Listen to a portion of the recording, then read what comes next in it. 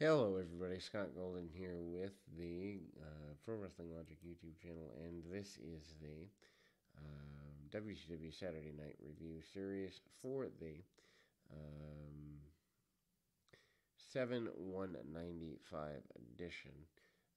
Super short show, run time's about 30 minutes here.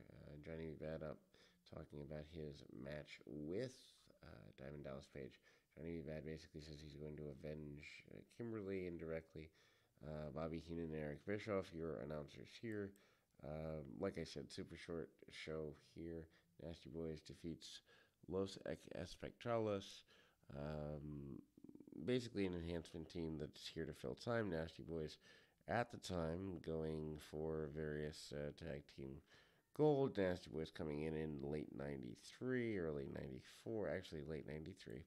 And they're wandering around with a masked team here. Very basic punch kick maneuvers, nothing worth writing home about by any stretch of the imagination. But at the same time, Nasty Boys are, they have certainly over gimmicked things here. Punch kick, super basic stuff. And Brian Knobs takes the majority of early punishment from the enhancement talent, who are probably just two local guys looking to get a look. And Brian Knobs manages to take some punishment. Jerry Sags comes in, hits the Pity City after a clothesline by Sags. Knobs comes in, hits top rope shot, and ultimately gets a pretty simplified victory here. Top rope elbow splash combination, and ultimately the Nasty Boys are victorious. They promise to be the nastiest team in all of WCW and get as victorious as possible, as quickly as possible.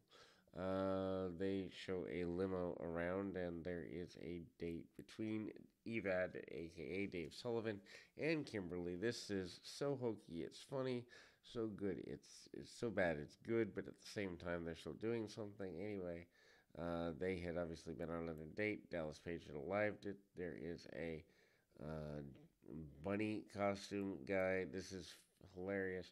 Vichy Swat is exposed to Dave Sullivan. Sullivan doesn't know what to do. The Dungeon of Doom is talked about in a critical way. They show the dungeon. The elimination of Hulk Hogan is the main focus here. Bash at the Beach 95 with Hogan and Bader is also a focus here.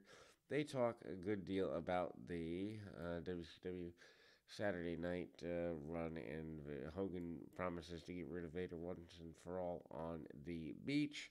There is a U.S. title match, which includes Sting and Ming. No pun intended on the rhyming of that. Ming, of course, managed by Colonel Robert Parker. We go back to an enhancement match with Ming, aka the former Haku, facing off against Gary Jackson. He's done martial arts matches and other basic matches at the time, having left the WWF only, maybe 2 or 3 years before. Ming coming in here just for the sake of the money that is punch kick, super basic stuff, nothing necessarily worth writing home about. Back kick and Colonel Robert Parker. Very happy with the man who is Ming. Parker promises that his stable and Ming, the toughest man in wrestling, will defeat Sting for the U.S. title at the Great American Bash. This does not happen. Bash 95 is kind of where things, I wouldn't say completely fall apart.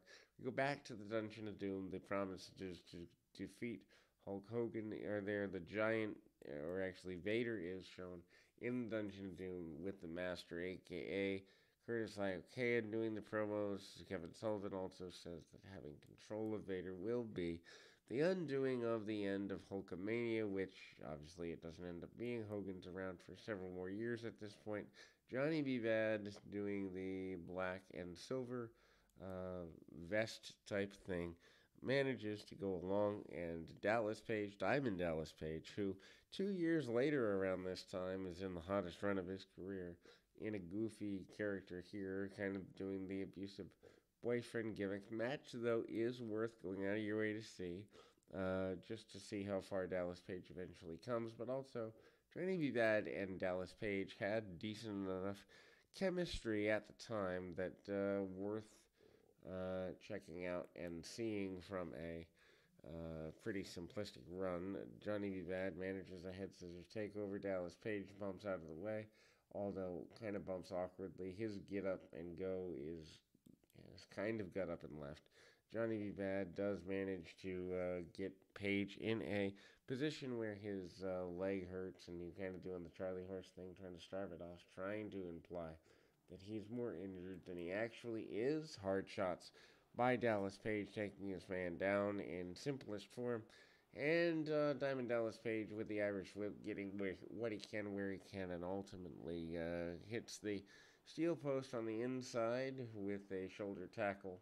Not exactly a super comfortable run there, but Johnny B. Bad with the body slam doesn't get everything he wants. Gets enough, though. Like I said, match worth going out of your way to see, just on the basis of the come around, go around basic stuff. Here, Johnny B. Bad manages a sit out power bomb and ultimately manages to get that sit out there. Dallas Page, though, managing to get the victory, cuts the Diamond Cutter off, and Dallas Page gets your victory, closing out. Macho Man Randy Savage basically says he's here to take over WCW and Giddy with Ric Flair. Flair had previously attacked his father, I do believe, around this time, and Randy Savage says that Gene Okerlund has permission to talk to him. Randy Savage a little bit, I don't know, undervalued at the time. The 95 run for Savage, not exactly the best of his career, but anyway, we'll be back with more right after this.